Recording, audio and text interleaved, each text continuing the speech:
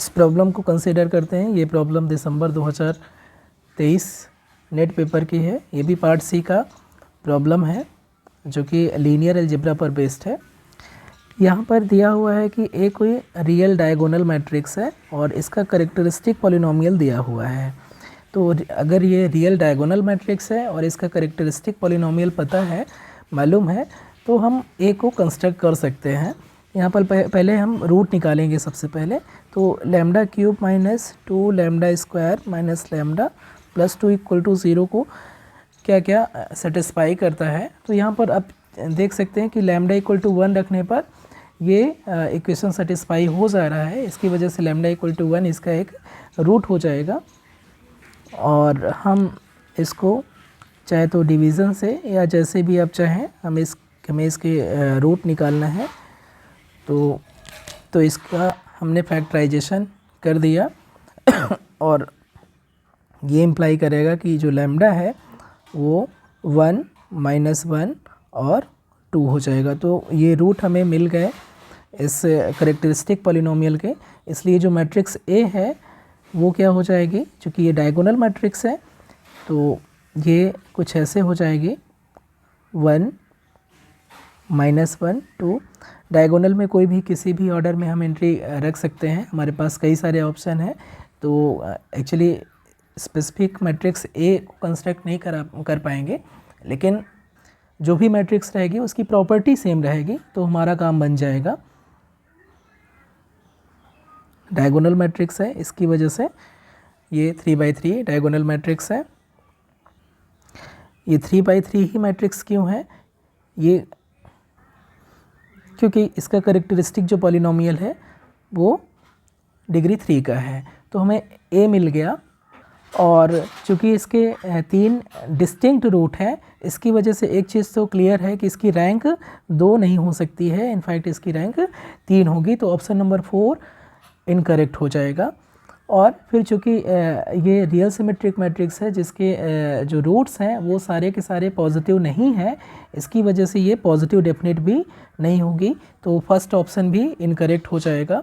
और ए के अगर हमें रूट पता है तो हमें मालूम है कि ए स्क्वायर के जो करेक्टरिस्टिक रूट हैं वो क्या हो जाएंगे, जो करेक्टरिस्टिक रूट हैं ए स्क्वायर के, वो एक के जो करेक्टरिस्टिक रूट हैं उन्हीं का स्क्वायर करने से हमें मिल जाएगा।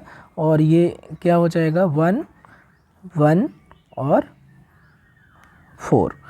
तो आप देख सकते हैं इसके सभी रूट्स पॉजिटिव रहेंगे और ए स्क्वायर भी डायगोनल मैट्रिक्स रहेगी। तो इसके सारे रूट्स पॉजिटिव हैं, इसलिए ये ए स्क्वायर पॉजिटिव डेफिनेट हो जाएगी। अब हमें फोकस करना है थर्ड ऑप्शन में।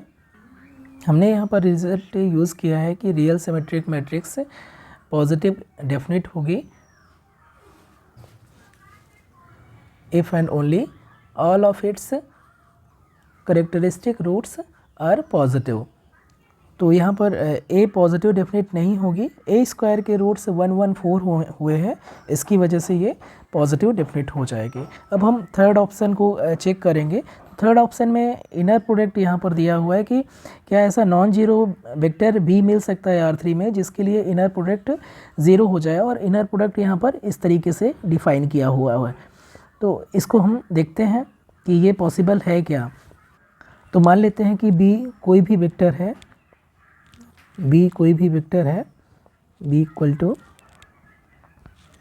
A B C, ये कोई भी वेक्टर है R3 में। और इसका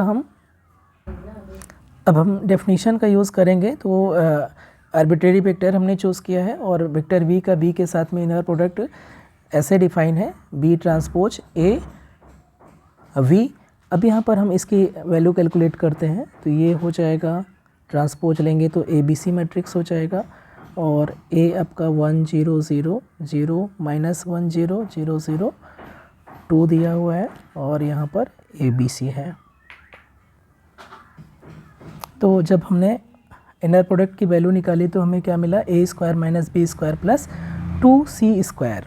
अब चूँकि यहाँ पर B हमने आर्बिट्रेरी चूज़ किया था, यानी कि ABC आर्बिट्रेरी रियल नंबर थे, तो क्या ऐसा ABC की ऐसी चॉइस हो सकती है जिसके लिए ये जो वैल्यू है inner product V with V ये 0 हो जाए। तो यस हमारे पास चॉइस है। अगर हम यहाँ पर ले लें a बराबर 1 ले लें, b बराबर 1 ले लें और c बराबर 0 ले लें, यानी कि जो वेक्टर हमने b चूज़ किया है, अगर b हमारा क्या हो जाए, ऐसे हो जाए 1 1 और 0, तो इनर ये एक्चुअली में नॉन जीरो वेक्टर है और इसका इनर प्रोडक्ट क्या हो जाएगा, इनर प्रोडक्ट यहाँ पर जैसे ही इस इक्वेशन में रखेंगे तो 1 स्क्वायर 1 माइनस 1 स्क्वायर यानी कि 0 हो जाएगा और c की वैल्यू 0 है तो ये वैल्यू 0 हो जाएगी। तो हमारे पास एक ऐसा नॉन जीरो वेक्टर मिल जाएगा जिसका इनर प्रोडक्ट इस तरीके से जो डिफाइन है वो 0 हो रहा है। तो यहाँ पर जो ऑप्शन नंबर 3 है वो आपका करेक्ट हो जाएगा। तो second and third option correct है, बाकी रिमेनिंग 2 ऑप्शन इनकरेक्ट हो जाएंगे। Thank you.